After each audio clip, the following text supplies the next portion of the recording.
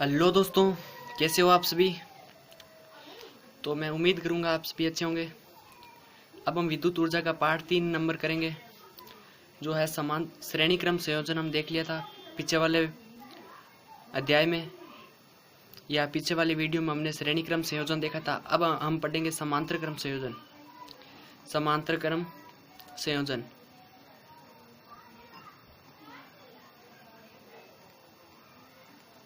किसका समांतर क्रम संयोजन? तो प्रतिरोधों का समांतर क्रम संयोजन। इसमें 3 प्रतिरोध लगे हुए हैं दोस्तों, R1, R2 और R3। इनमें अलग अलग धारा प्रवाहित हो रही है। यहाँ से तो धारा I निकल रही है, परंतु आगे जाके ये धारा बंट रही है I1, I2 और I3। इस प्रकार 3 भागों में धारा विभाजित हो रही है। और यहाँ पे वोल्ट मीटर लगा हुआ है प्रथम सिरे से और अंतिम सिरे से, दो बिंदुओं के बीच ये कुंजी है। जब मैंने ऐसे कुंजी दबाई तो विद्युत धारा प्रवाहित हो गई। समांतर क्रम संयोजन ऐसा संयोजन जिसमें प्रतिरोधों, इस बिंदु को मैंने C नाम दे दिया, इसको D नाम दे दिया दोस्तों। प्रतिरोधों का प्रथम सिरा, प्रतिरोधों का प्रथम सिरा तथा अंतिम सिरे, यहाँ पे आप प्रतिरोध कर लीजिए, प्रतिरोध का प्रथम सिरा तथा अंतिम सिरा तीनों प्रतिरोधों का एक होता है, या इस प्रकार कह सकते हैं हम दोस्तों कि तीनों प्रतिरोध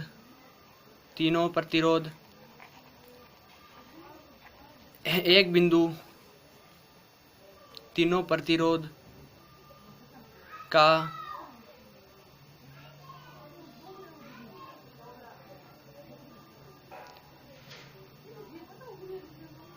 प्रथम सिरा एक साथ तथा अंतिम सिरा एक साथ जुड़ा होता है। इस प्रकार के संयोजन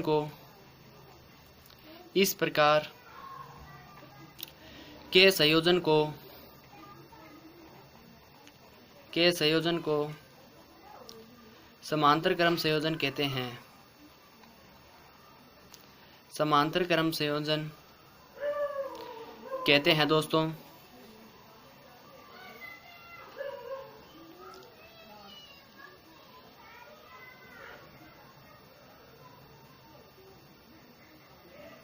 इसमें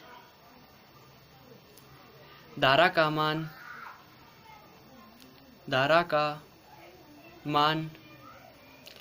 अलग अलग होता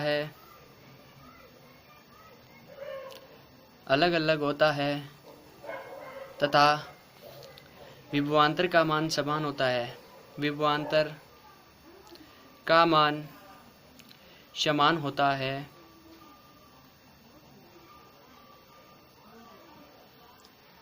तो मैं यहाँ पे लिख सकता हूँ ओम का नियम क्या कहता है दोस्तों? V बराबर IR। तो R1 सिरे में प्रवाहित धारा क्या हो जाएगी? प्रवाहित धारा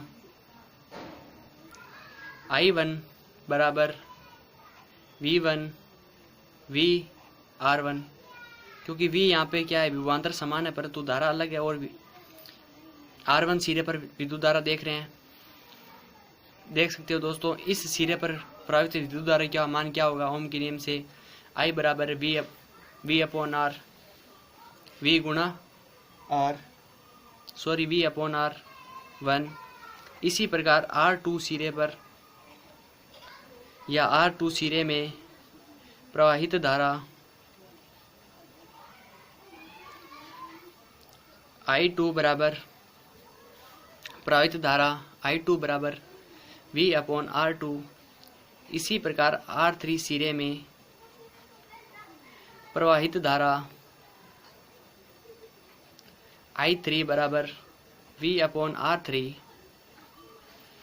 समीकरण 1 ये हो जाएगी, समीकरण 2, समीकरण 3 और समीकरण 4 को जोड़ने पर 1 व 2 3 4 से इस प्रकार आपको लिखना है। समीकरण 1 व 2 3 4 से क्या हो जाएगा, V/R1 बराबर, सॉरी यहाँ पे V/R बराबर V/R1 plus V/R2 plus V/R3। दोस्तों देख लो, इतना क्लियर हो गया। आगे देखते हैं। अभी तक हमने क्या देखा था दोस्तों, V/R, ये क्या है, ओम का नियम कहता है कि पूरे परिपथ में विद्युत धारा क्या होगी, ये होगी। तो अब अलग अलग तारों में जा रही थी धारा, तो जोड़ते हैं तीनों को, V/R1 plus V/R2 plus V/R3। V/R को लिख लेते हैं। इनमें कॉमन क्या है दोस्तों, V कॉमन है। 1/R1 plus 1/R2 plus 1/R3।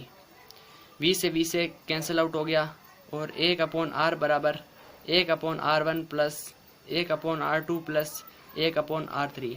कहने का मतलब है कि कुल जो प्रतिरोध होता है तार का, वो सभी तारों के योग के बराबर होता है। और समांतर क्रम संयोजन में प्रतिरोध का मान कम होता है, इसलिए ये हमारे लिए लाभदायक है।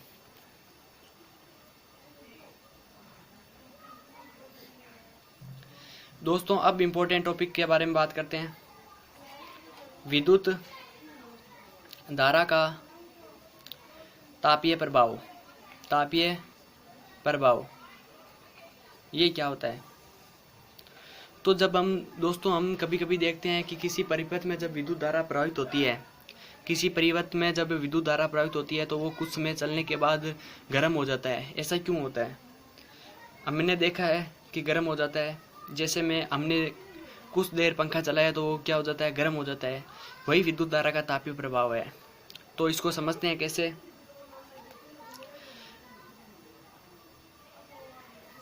इसमें देखते हैं दोस्तों कि जब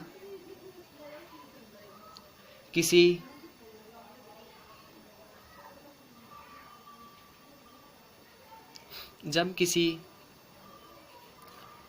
परिपथ या मैं कह सकता हूँ बैटरी, जब किसी परिपथ में बैटरी द्वारा विद्युत धारा प्रवाहित की जाती है तो बैटरी की रासायनिक ऊर्जा विद्युत ऊर्जा में रूपांतरित होती है। हम जानते हैं कि बैटरी में क्या होती है। बैटरी में दोस्तों रासायनिक ऊर्जा होती है, जो जब हमें विद्युत की आवश्यकता होती है तो हम बैटरी को ऑन करते हैं, तो वो विद्युत ऊर्जा में रूपांतरित होती है, जिससे हमें क्या मिलती है, लाइट मिलती है या विद्युत धारा का चालन होता है। विद्युत ऊर्जा में रूपांतरित होती है तो उपकरण में जैसे बैटरी से या पंखा या बल्ब चल रहा है, तो उपकरण में यह रासायनिक ऊर्जा ऊष्मा ऊर्जा में रूपांतरित हो जाती है तो उपकरण गर्म हो जाते हैं तो उपकरण क्या हो जाते हैं दोस्तों, गर्म हो जाते हैं। और गर्म किसकी वजह से होते हैं, तो प्रतिरोध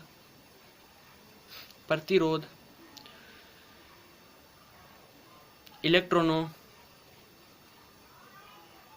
प्रतिरोध जो होता है वो रासायनिक ऊर्जा को ऊष्मा ऊर्जा में बदल देता है, ऊष्मा ऊर्जा में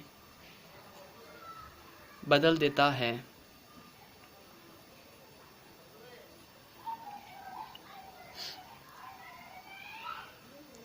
तो दोस्तों हमने देखा विद्युत धारा का तापीय प्रभाव देखा कि जब किसी परिपथ में बैटरी द्वारा विद्युत धारा प्रवाहित की जाती है तो बैटरी की रासायनिक ऊर्जा विद्युत ऊर्जा में रूपांतरित होती है, तो उपकरण में यह ऊर्जा रासायनिक ऊर्जा ऊष्मा ऊर्जा में रूपांतरित हो जाती है, तो उपकरण गर्म हो जाते हैं। इसे विद्युत धारा का तापीय प्रभाव कहते हैं।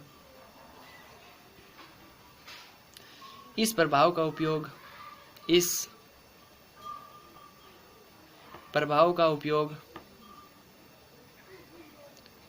का उपयोग विद्युत हीटर पंखे में किया जाता है। तो अब दोस्तों देखते हैं कार्य जो होता है, कार्य किसके बराबर होता है दोस्तों, Q अपॉन, अभी तक हमने देखा था कि कार्य जो होता है वो Q अप गुणा V के बराबर होता है। V किसके बराबर था, विभव या विभवांतर, इसके बराबर था W अपॉन Q के। ये Q इधर आ जाएगा, W बराबर QV हो जाएगा। Q क्या है, यहाँ पे कार्य हो रहा है। कार्य क्या हो रहा है, रासायनिक ऊर्जा या गतिज ऊर्जा जो होती है वो ऊष्मा ऊर्जा में बदल रही है। तो ऊष्मा ऊर्जा में बदल रही है तो उत्पन्न ऊष्मा को हम H से बताते हैं। उत्पन्न ऊष्मा, जो ऊष्मा उत्पन्न हो रही है उस उपकरण में, तो ये किसके बराबर हो जाएगी, H बराबर QV के, क्योंकि कार्य ही ऊष्मा है। कार्य किस में चेंज हो रहा है, ऊष्मा में, तो H बराबर QV। अब Q हमने देखा था विद्युत धारा की परिभाषा I बराबर Q अपॉन T, तो ये T इधर चला जाएगा दोस्तों, तो Q बराबर क्या हो जाएगा, IT। तो यहाँ पे मैं IT लिख देता हूँ, IT अपॉन V। ये दोस्तों समीकरण मैंने 2 लिख दी। हम जानते हैं कि V बराबर क्या होता है ओम के नियम से, V बराबर IR। तो यहाँ पे IR लिख देता हूँ, H बराबर IR। तो ये I और I गुणा में होने के कारण ये क्या हो जाएंगे, H बराबर I²RT। ये फॉर्मूला है ऊष्मा का, जो आपको आगे न्यूमेरिकल में काम आएगा। न्यूमेरिकल करेंगे तब पता चल जाएगा। विद्युत धारा का तापीय प्रभाव देखा, कुछ नहीं करना, बैटरी की जो रासायनिक ऊर्जा होती है वो इलेक्ट्रॉनों को गतिज ऊर्जा में बदलती है, और जब ये इलेक्ट्रॉन गति करते हैं तो प्रतिरोध आता है, और प्रतिरोध आने के कारण ये गतिज ऊर्जा जो होती है वो ऊष्मा ऊर्जा में बदल जाती है, जिसके कारण उपकरण क्या होते हैं, गर्म हो जाते हैं। जैसे हीटर हुआ, हीटर के तारों में क्या होता है, प्रतिरोध बहुत अधिक होने के कारण वहाँ पे जब इलेक्ट्रॉन आएंगे गतिज ऊर्जा लेके स्पीड से, तो वहाँ पे बांधा होने के कारण रुक जाएंगे, और इसके कारण वो गतिज ऊर्जा ऊष्मा ऊर्जा में बदल जाएगी और हीटर क्या हो जाएगा, गर्म हो जाएगा दोस्तों। इसी फॉर्मूले से हम आगे न्यूमेरिकल करेंगे। H बराबर I²RT। H क्या यहाँ पे, उत्पन्न ऊष्मा, जो ऊष्मा उत्पन्न हो रही है वो किस पर निर्भर करती है, प्रतिरोध पर निर्भर करती है, समय के ऊपर निर्भर करती है। जितनी देर हम मीटर ज़्यादा चलाएंगे, और हमें पता है कि उसको विद्युत ऊर्जा भी वो बहुत अधिक खपत करता है। अब आगे दोस्तों चलते हैं हम।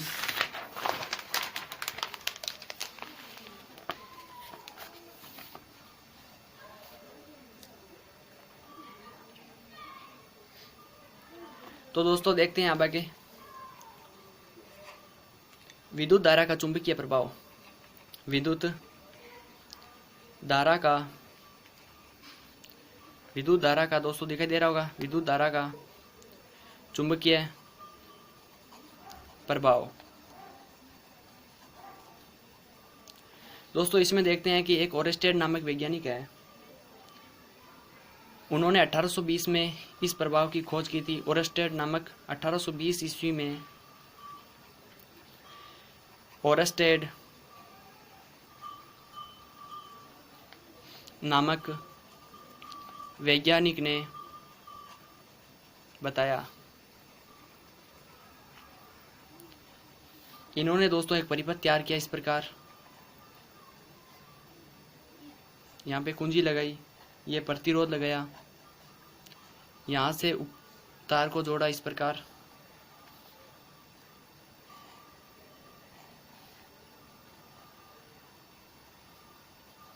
ये इस प्रकार इन्होंने चुंबक लगाई। तो दोस्तों जब इन्होंने विद्युत धारा